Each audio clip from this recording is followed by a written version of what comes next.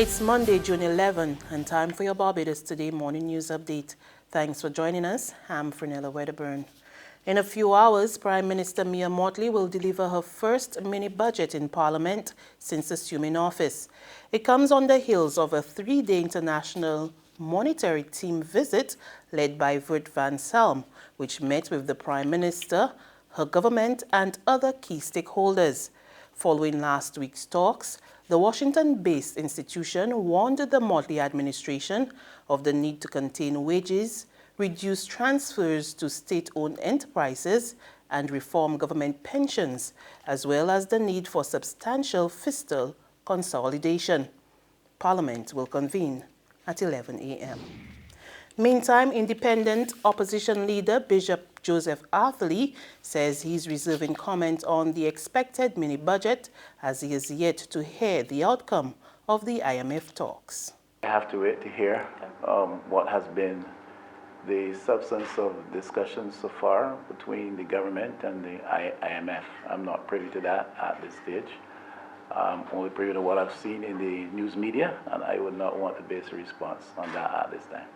Bishop Atherley made the comments as he introduced economist Crystal Drakes as his second senatorial pick in the upper house. Drakes, who will take the oath of office at 12:30 this afternoon at Government House, will also act as Atherley's economic and trade advisor.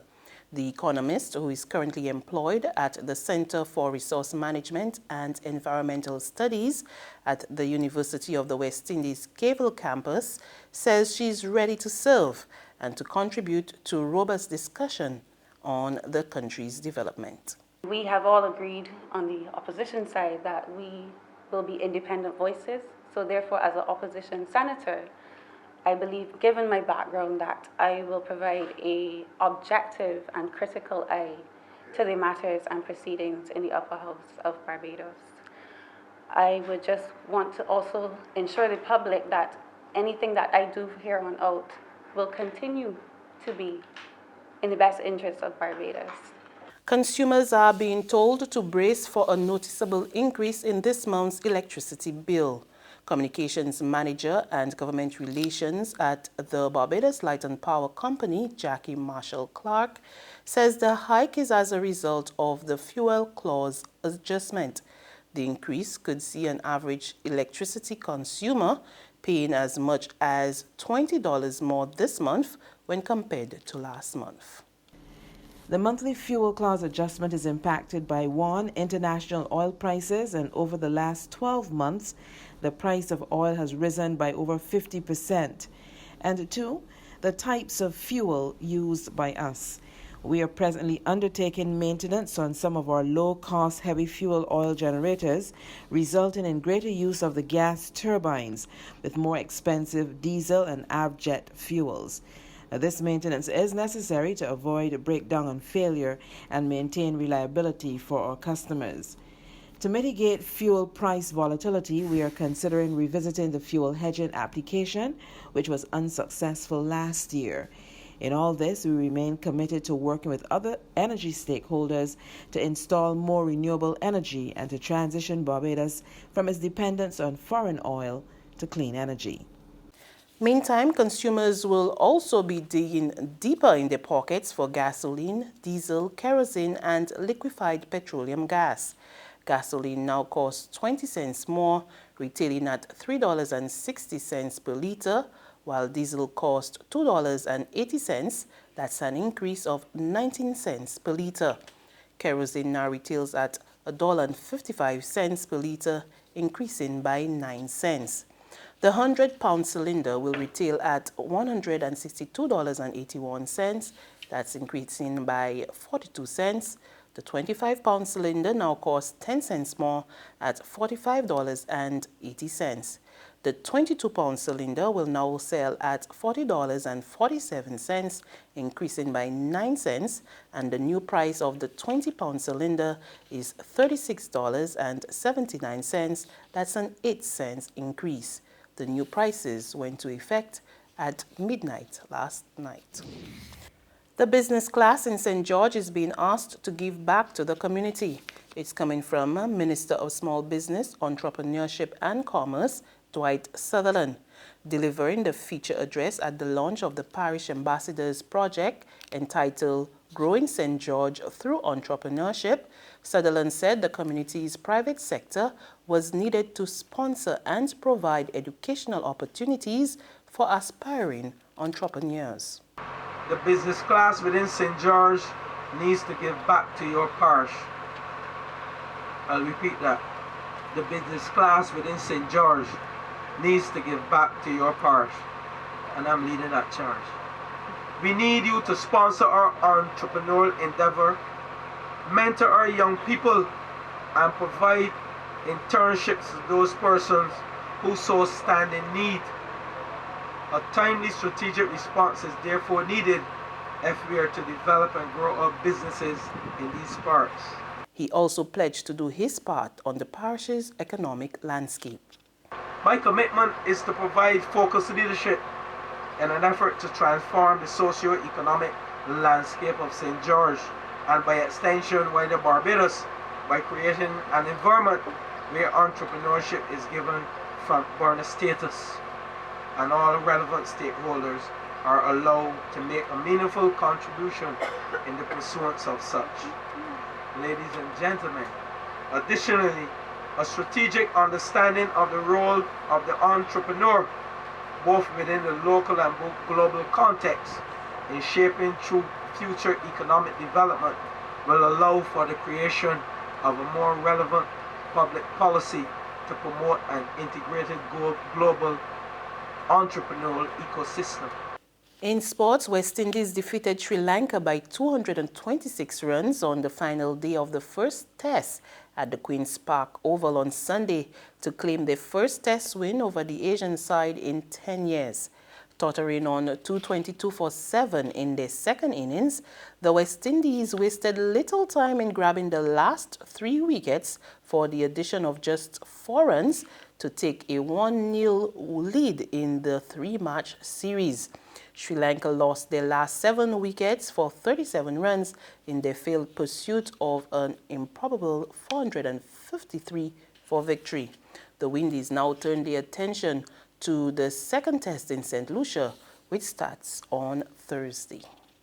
There's regional and international news after this short break.